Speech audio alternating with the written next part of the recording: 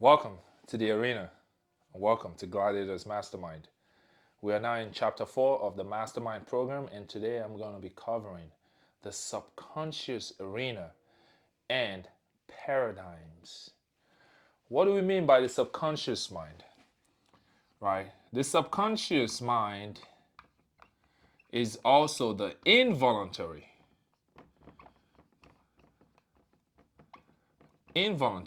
and we have paradigms. All right, I'm going to cover this in the next teaching, but these are programmings. All right, paradigms is where your daily choices is collected into datas. Those accumulated datas then become a programming of yours. We call it habits or characters, and that will decide involuntarily, unconsciously, things you will do frequently than usual, like going to the gym, eating a certain way, going to certain places, dating a certain people, listening to certain music. See, those things did not become they didn't become just stuff. It's as a result of what you have selected into your mind, either allowed to be influenced or you're the one influencing. We call those paradigms. All right, this is chapter 4 of the mastermind. I'll be covering subconscious part of your mind and paradigms, but today I'll be focusing on the paradigm. No, I'll be focusing on the subconscious. Excuse me. Subconscious mind, for the sake of communication and English language, involuntary, right? We call this reflex. It is not up to you. Subconscious mind is in charge of your nervous system. Nervous system, it's in charge of your heartbeat, breathing, it's in charge of your breath, breath of life. Yahweh is in charge of your heartbeat, is in charge of your brain waves, right? We the electricity generated from your brain, right, is in charge of your digestive system. Things that are going on in your body right now, your white blood cells fighting certain viruses or bacteria, cleaning your body that you're not even aware of. You're just going about your day. That is what we are dealing with. This same subconscious mind, all right, this is how powerful the subconscious mind. The subconscious mind, upon conceiving life within the womb, designed your entire body. Every single cell in your body is designed by the subconscious mind to perfect details. It designed your organs, your heart, everything. The subconscious mind also has the blueprint to heal. Yes, I'm going to have a special teaching on how we can heal ourselves. All right? This thing, the nature of the subconscious mind, is also to serve you. And who are you? Your own universe.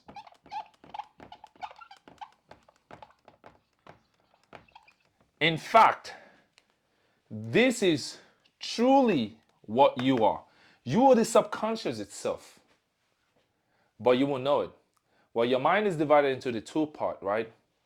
Just like the nature of man, this is not a topic I'm covering, but for the sake of further understanding, the nature of man, and man has no gender. Man is a kind. Mankind. Male or female is mankind. It's either a man that has a womb or the one that doesn't, which is what we call Woman is just a womb man. All right, our spelling is improving. All right, woman. However, this has nothing to do with gender. This has everything to do with kind. It's one kind. Mankind. All right. Our marker is doing perfectly fine. All right. Mankind. That's what you are. All right. That's what you are. All this race, color, accent doesn't matter. You're mankind. Now, I'm not going to drift too far away from what we're discussing today. All right. The nature of man, male or female, is in two parts: mind in a body.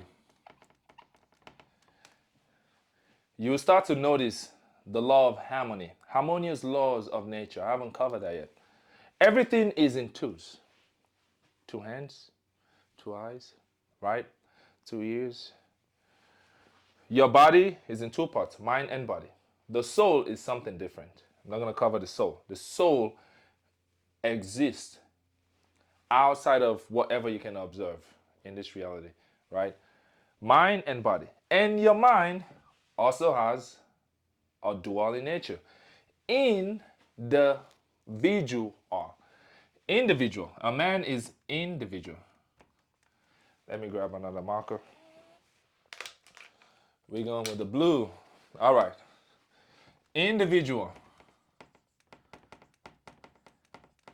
You are inside of you could be divided to two, dual. You're individual. You are dual in nature. A man is dual in nature, which means he has a mind and a body. And the mind is also dual in nature, conscious and subconscious. All right. The conscious, we call it input device, instructions. We have commands. We have choices. And for a simpler term, I would like to compare us to a computer. This is your keyboard. It's the conscious mind. I've already covered the conscious part, the last three chapters of the mastermind. The subconscious mind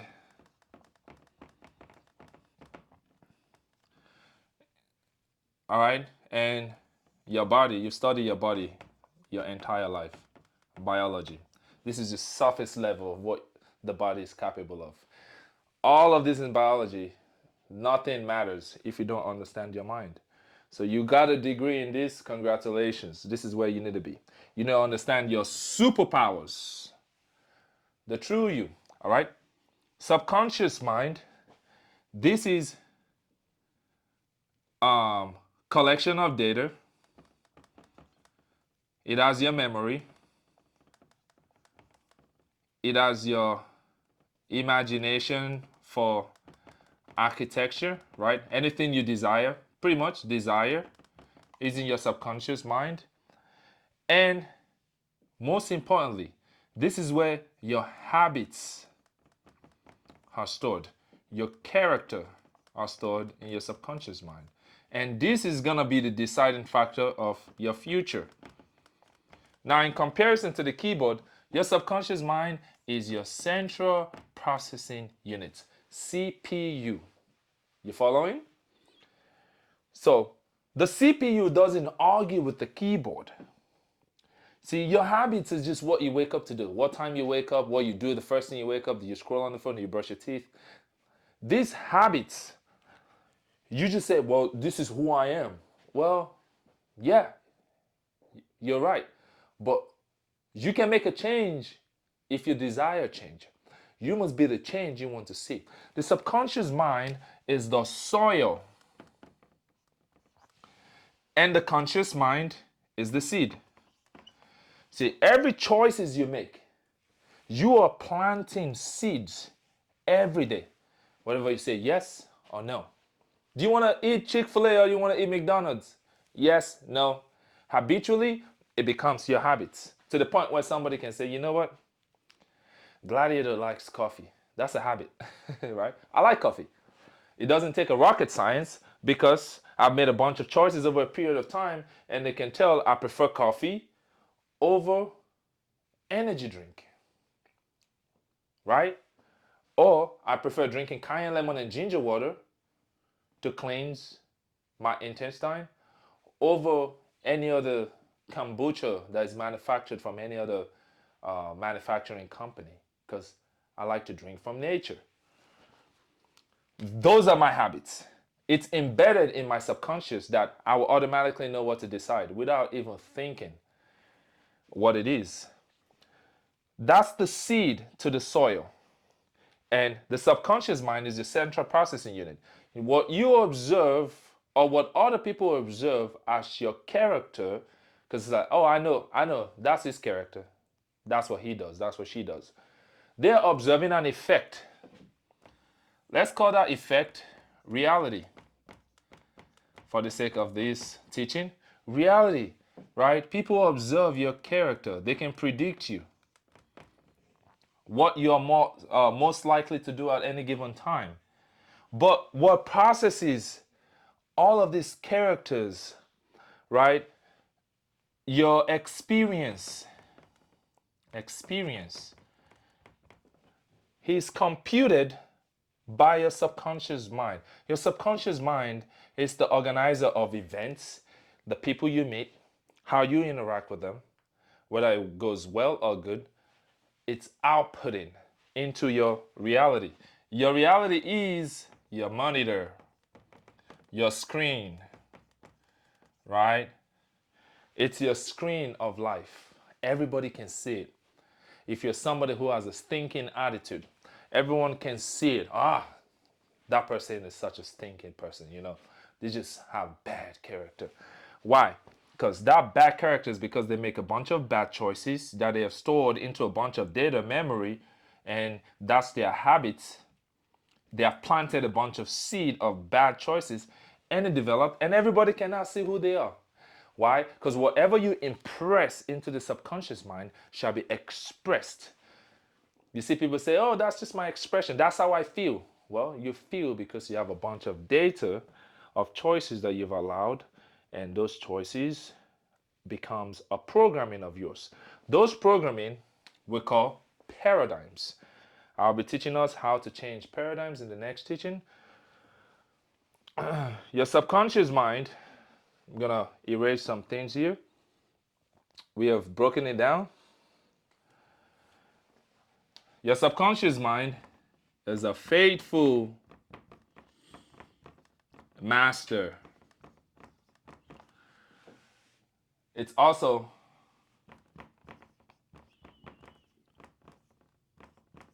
a terrible leader. The reason why it's a faithful master, you see, it's a faithful master because it does whatever you tell it. Your subconscious can be compared to a mirror. A mirror. You see, is it really a terrible leader? Yes, because the leader is the conscious mind. Well, I've erased the conscious. The leader is the conscious. It's the one making the choice, which is you, which is why you're here. You're here to make choices. Everything you can do or be already exists. All right? Nothing is new under the sun. You're here to say yes or no. That's what separates you from me, your decisions. Not just how I look or how tall I am. No, your choices. You're what you eat, you're what you think, you're where you go, you're who you hang around, you're who you date, you're what organization you go to, you are where you work. But you can also make changes. It's a terrible leader because you have unconsciously, because a lot of you are probably watching right now and learning because you wanted to know why. Why is my life like this? Why am I in this predicament? I know my life can get better. I just need somebody to point it out to me. Well, here you are. Welcome to the mastermind. Because this is where we achieve mind mastery. And this is a endless, lifelong work. Because we'll always continuously ascend into higher frequencies and vibration of the decisions we make. We're going to be more aware of what we do. You're going to be the thinker of your thoughts. You're going to be the speaker behind the voice. You're going to be able to imagine and create new experiences. You're going to be able to alter your current experience and say, no, this is not my reality. I choose life, not death. I choose health, not illness. I choose abundance because I am what I declare to be. Unconscious thinking allows terrible data into your subconscious mind because your subconscious is going to obey whatever you tell it. Then your reality becomes awful, bad experience. I can't catch any break. Why is this person always mean to me? Well, they're mean to you because I've covered it. Perception, which is a higher faculty of the mind. You perceive a certain way. You think everyone is mean to you. And perception says you're gonna see the world how you are. So it's you who is the awful person. It's you who has to heal yourself and change your perception. And don't be unconsciously assuming people are mean to you. Become consciously aware that's what you are because you perceive the people that way. That same person you perceive as mean, another person perceives them as amazing. Who is right or wrong? It is up to you. If you want to experience that same person as amazing, you must change you before you observe. As within, so without. It doesn't say without changes in.